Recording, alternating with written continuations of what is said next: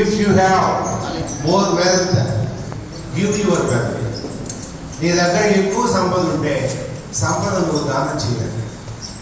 If you have no wealth, give your heart. నీ హృదయాన్ని ఇవ్వండి. నీ దగ్గర సంపద లేకపోతే నీ హృదయాన్ని ఇవ్వండి. అలాంటి హృదయాన్ని పిల్లలకి ఇవ్వడానికి పుస్తకాలు మమ్మల్ని పిల్లల దగ్గరికి చేర్చాయి. పిల్లలు పడుతున్న అవస్థలు, బాధలు, వాళ్ళు అనుభవిస్తున్న నరకాలు, వీటన్నింటినీ చూసి 10 సంవత్సరాల పాటు పల్లెటూరికి వలసపోయాను. కంప్లీట్గా ఫ్యామిలీని వదిలేశాను, అన్నింటినీ వదిలేశాను. కథలను వదిలేశాను, కవిత్వాన్ని వదిలేశాను, సాహిత్యాన్ని వదిలేశాను. మొత్తం వదిలేసి 10 సంవత్సరాల పాటు పిల్లల దగ్గరకు వలసపోయాను.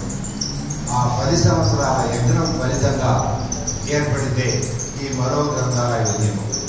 ఇంత గొప్ప ఉద్యమాన్ని హక్కున చేర్చుకున్న తెలంగాణ మిత్రులందరికీ కూడా పేరు పేరున అభినందనలు తెలియజేస్తూ, ఈ యాత్ర తెలంగాణ నుంచి ఆంధ్ర వరకు, హైదరాబాద్ నుంచి అమరావతి వరకు, ఉస్మానియా యూనివర్సిటీ నుంచి నాగార్జున యూనివర్సిటీ వరకు అనేక సంబంధాలు కలిగిన యాత్రగా దీన్ని రూపొందించి ఈ యాత్రని చేయడం జరుగుతుంది.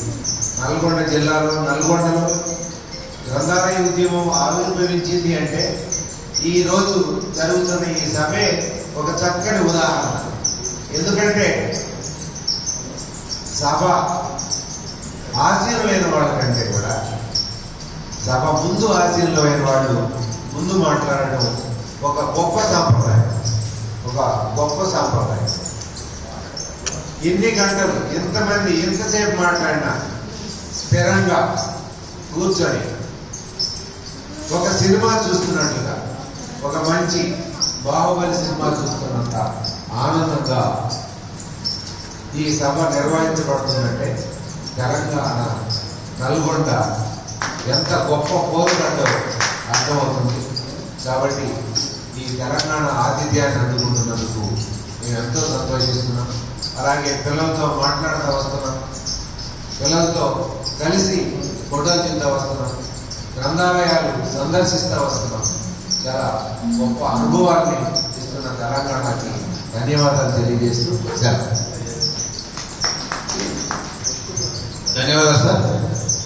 మీ ఉద్యమం వల్ల గ్రంథాలయాన్ని మరింతగా విస్తృతిపరచడమే కాకుండా పుస్తక